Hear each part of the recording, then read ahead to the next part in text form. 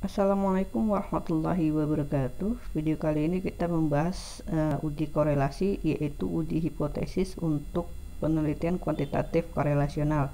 Biasa diawali dengan hubungan. Nah, untuk uji ini ada 8 rumus seperti yang disajikan pada tabel 8.1 yang bersumber dari Indra Jaya tahun 2018.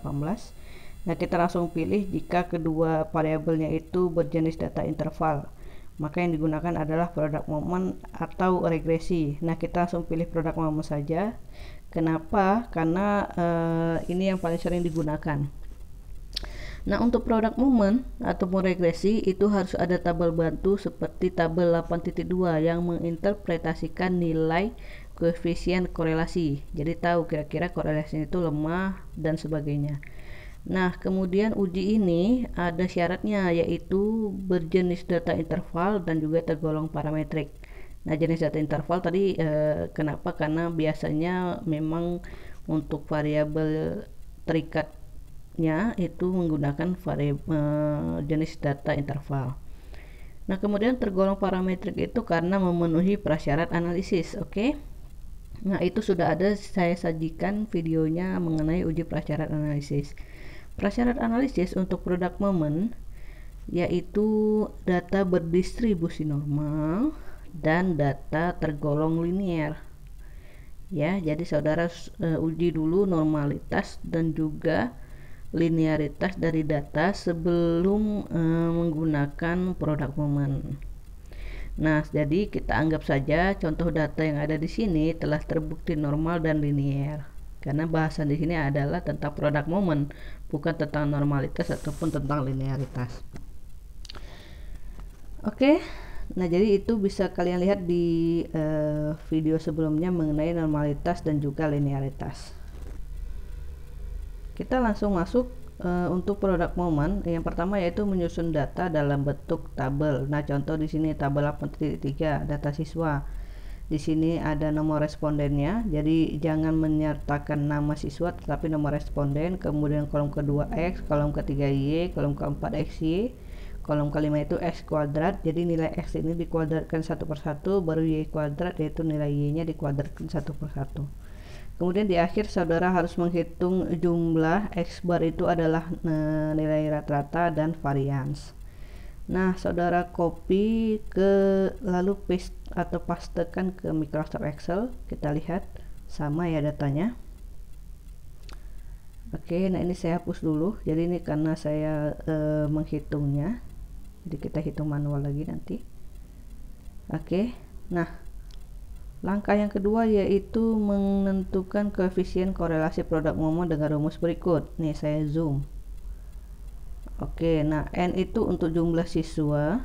Ini saya zoom juga di Excelnya, jadi saya sudah buat juga di Excelnya satu per satu langkah-langkahnya agar mudah untuk dipahami.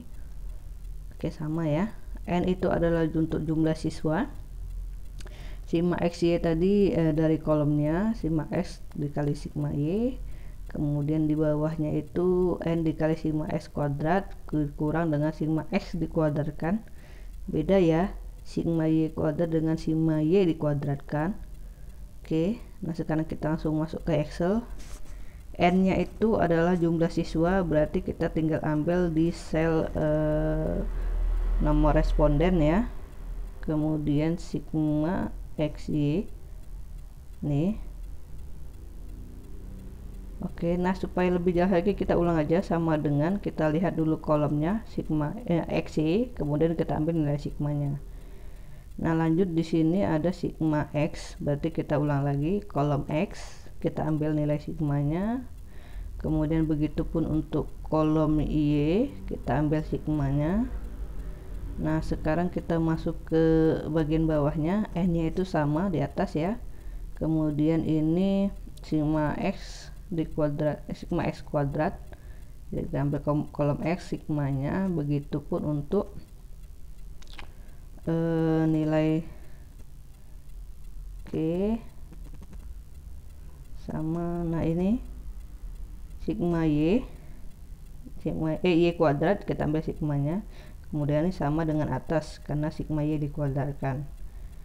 Kemudian ini kita kita gunakan operasi hitungnya sesuai dengan petunjuk yang di atasnya. Kemudian yang bawah pun begitu juga. Nah, ini beda ya, ini sigma x kuadrat, ini sigma x dikuadratkan, ini sigma y kuadrat, ini sigma y dikuadratkan, beda nilainya. Oke, kemudian kita hitung sesuai dengan rumusnya. Nah, ini kita cek Microsoft Excel dengan Microsoft Word itu sama ya nilainya. Jadi alhamdulillah Microsoft Word ini adalah latihan yang ada di buku, contoh yang ada di buku saya.